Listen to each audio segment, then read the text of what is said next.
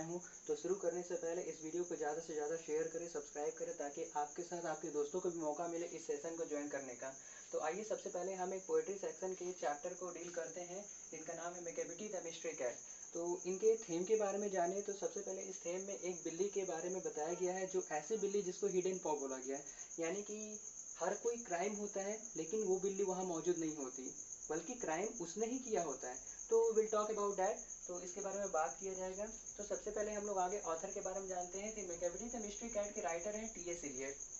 अगर T.S.. Elliot के full नाम के बारे में देखा जाए तो थॉमस हिस्ट्रियंस इलियट, यानी कि इसका फुल नाम हो गया थॉमस हिस्ट्रियंस इलियट। इनका जन्म 26 सितंबर 1888 और इनका डेथ के बारे में अगर बात की जाए तो 4 जनवरी 1965 को हुआ था। आगे देखिए थोड़ा सा। अब ब्रिटिश एसोसिएट, यानी कि ये एक ब्रिटिश एसोसिएट से पब्लिशर थे, प्ले राइट थे, लिटरेरी एंड सोशल क्रिटिक भी रहे हैं, and one of the 20th century major poet, यानी कि ये 20वीं शताब्दी के एक मेजर पोइट के रूप में उभर कर आए थे सभी के सामने, यानी कि हर चीज़ों के सामने। आगे देखते हैं। He move from his native United State to England, यानी कि इसने अपने यानी कि इन्होंने अपने नेटिव यूनाइटेड स्टेट से इंग्लैंड मूव कर लिया था, वो भी 1940 में। और 25 के एज में इन्होंने अपना यूनाइटेड स्टेट छोड़कर इंग्लैंड मूव कर लिया था। हालांकि इनका जन्म यूनाइटेड स्टेट में ही हुआ था, लेकिन ये 25 साल की उम्र में 1914 में इंग्लैंड मूव कर गए थे और वहीं पर जाकर सेटल हो गए थे। काम उन्होंने वहीं ज्वाइन कर लिया था और उनकी शादी भी वहीं हो गई थी। तो इनके फेमस वर्क के बारे में थोड़ा देखा जाए तो इन्होंने क्या क्या लिखा है। The Waste Land, the Hollow Men, Ash Wednesday, 4 Quartets, Murder in the cathedral.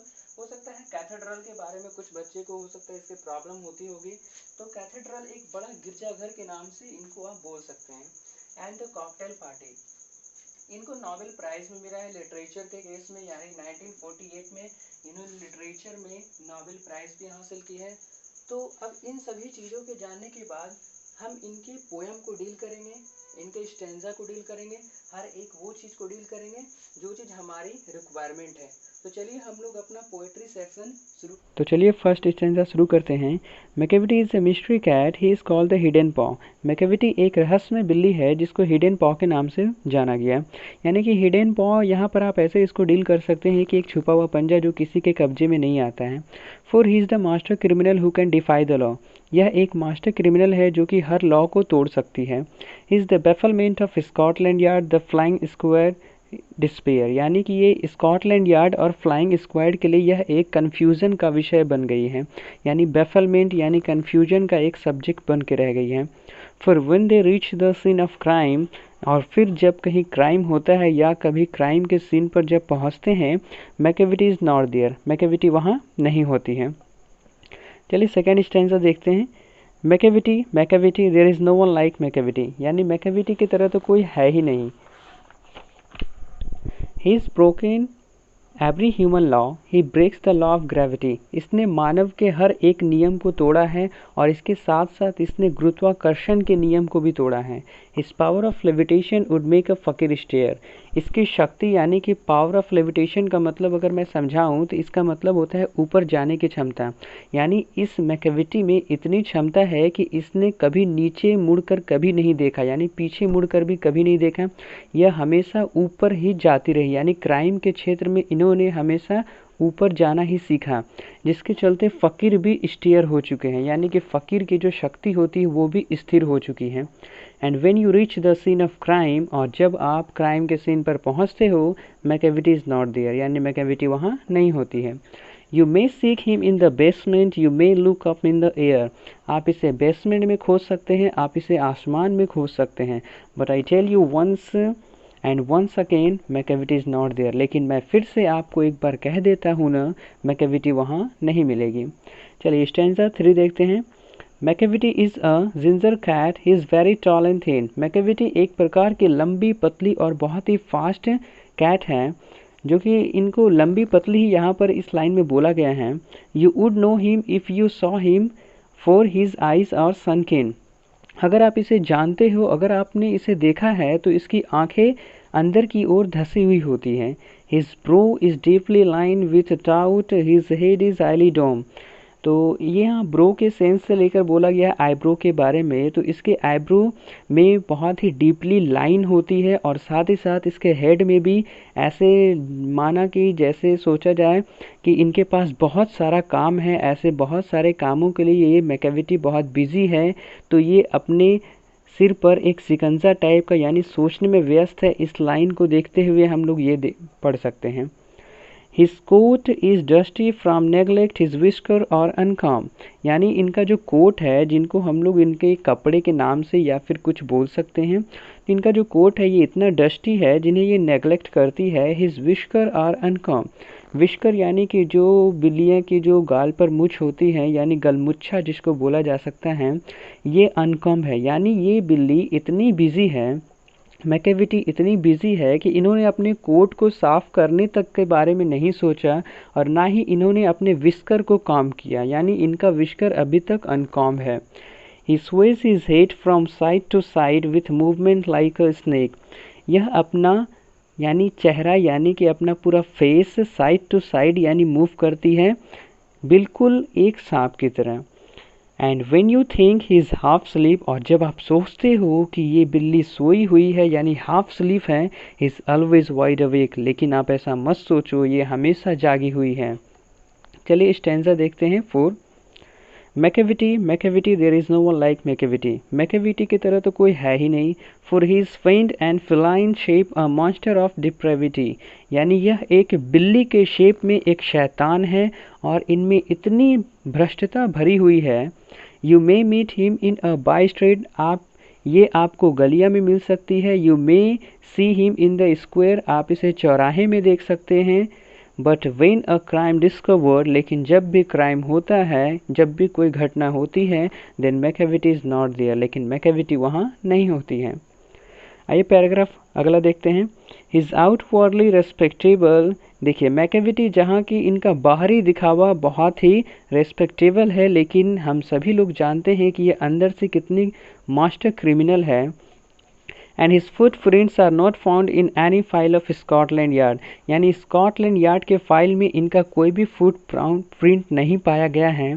And when the लाडर looted, और जब भी कोई स्टोर रूम लूटा जाता है, और द ज्वेलर केस इज रिफिल्ड, और किसी ज्वेलर केस की तलाशी ली जाती है, और when the milk is missing, जब कभी दूध यानी कि मिसिंग पाया जाता है, और अनदर पेक बीन स्टीफल, और the green house glass is broken and the trellis past repair adheres the wonders of the things Macavity is not there। यानी जब कभी ग्रीन हाउस की ग्लास यानी कांच टूटी हुई मिलती है, तो यानी ऐसे और कई घटनाएं होती है, तो इसमें हैरान होने वाली बात नहीं है क्योंकि मैकेविटी तो वहाँ मिलेगी नहीं।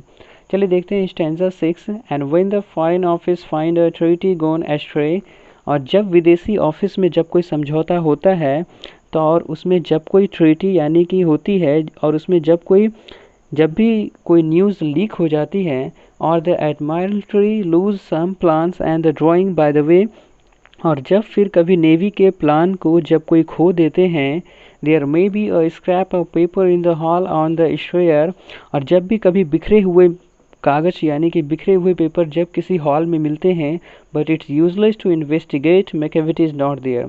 तो यानी कि जब कभी ऐसे सब काम होते हैं तो इसमें इन्वेस्टिगेट करना यूजलेस है, क्योंकि वो तो पता ही है मैकेविटी वहाँ मिलने वाली है नहीं। And when the loss has been discovered the secretary service says it must have been Macavity's, but it's a mile away, you will be sure to find him resting or licking off his thumbs or engage in drawing complicated long division sums.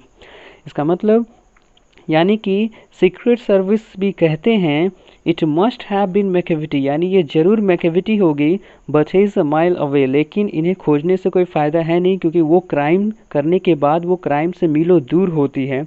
You will be sure to find him roasting or licking for his thumbs or engage in a drawing complicated long division thumbs, यानी कि वो कई crime करने के बाद उनसे कई मीलों दूर होती, यानी क्षण भर में वो स्कॉटलैंड यार्ड के हाथ से दूर हो जाती हैं और वो ऐसे और कामों के लिए अपना वक्त निकाल लेती है, और इन सभी कामों यानी कॉम्प्लिकेटेड काम के लिए ये बहुत इंगेज रहती हैं।